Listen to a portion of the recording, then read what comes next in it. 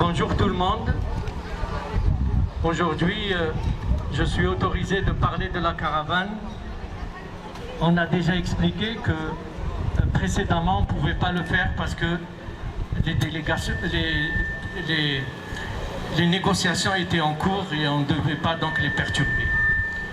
Donc je vais vous dire aujourd'hui une leçon que nous avons tirée des deux missions de la caravane. La mission 1 en 2025 et la mission 2, celle qui vient de s'achever en 2026. La caravane terrestre 2025 et 2026 ont été violemment bloquées au même endroit par les mêmes forces, c'est-à-dire à Sirte et par les forces de l'Est de la Libye. Nous allons essayer aujourd'hui de résumer donc les raisons. Chaque convoi qui part vers Gaza brise un peu plus le mur du silence et permet de mieux identifier les blocages afin de mieux y remédier. Je vais vous donner juste un contexte historique de la Libye de l'Est de la Libye, parce que c'est à ce niveau que se pose le blocage. En 1990, Khalifa Haftar, après son coup d'État raté contre le colonel Kadhafi, est installé à Vienna, en Virginie, près de Langley, aux États-Unis, tenez-vous bien, au siège même de la CIA comme réfugié politique. Une année après, en 1991, Haftar confirme que ses combattants reçoivent un entraînement militaire régulier financé par les États-Unis. En 2011, 10 ans après, le colonel Kadhafi est assassiné, violemment assassiné, lynché.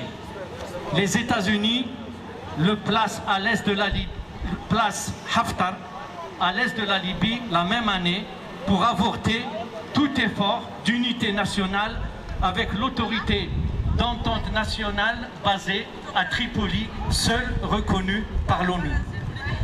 En 2014, la Libye est plongée dans une guerre civile.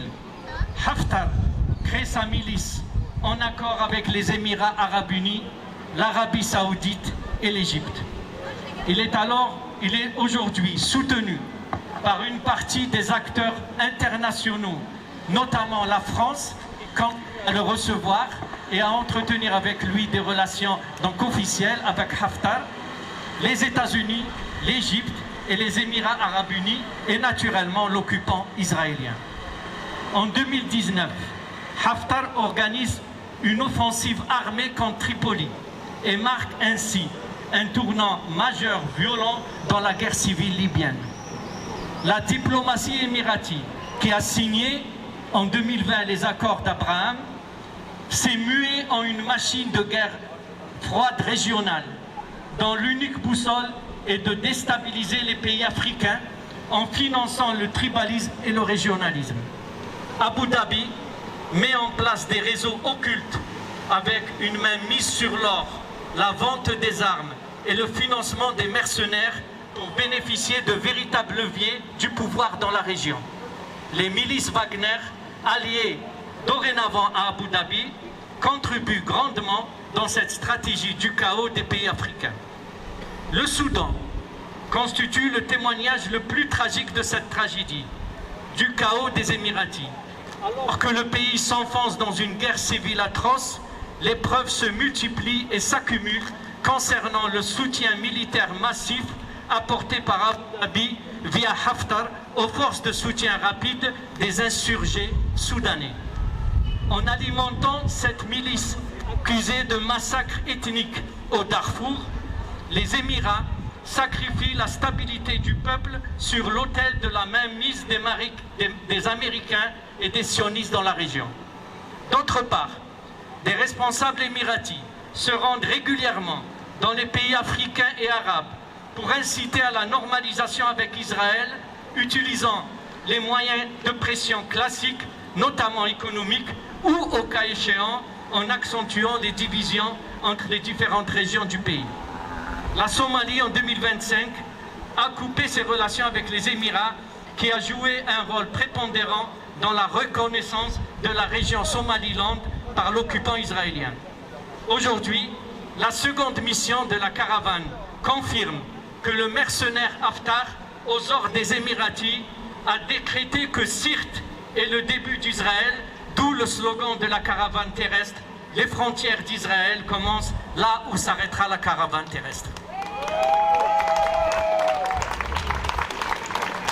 Nos 10 camarades, je vous explique ce qui s'est passé. Ils sont tombés dans un traquenard.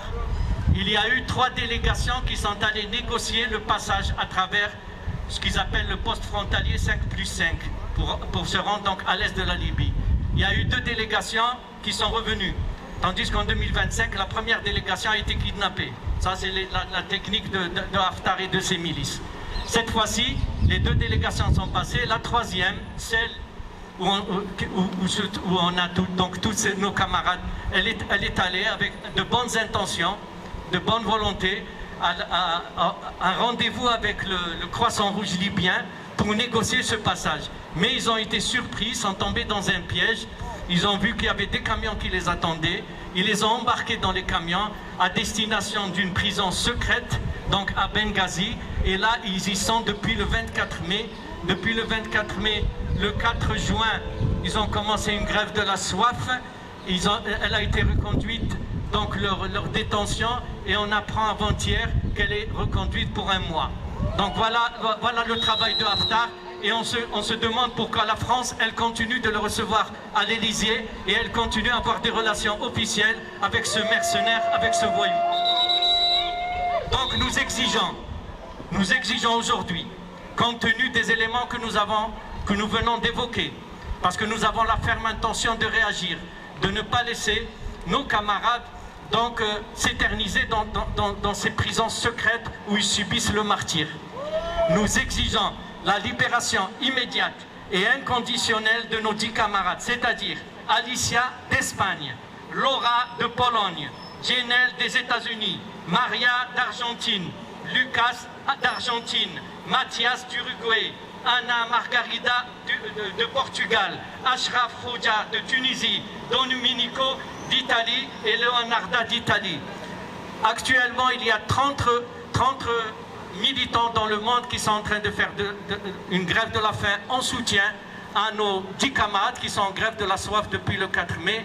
Et nous avons la ferme intention d'utiliser les moyens pacifiques pour faire pression sur les pays qui soutiennent ces milices et qui soutiennent ces milices donc de l'Est de la Libye pour demander leur libération immédiate et inconditionnelle. Et pour l'instant, on a reçu de bonnes informations, c'est qu'ils sont en bonne santé, mais la situation elle dure depuis maintenant et elle risque encore de durer minimum 1 mois. Donc c'est pour cela qu'on vous demande de vous mobiliser.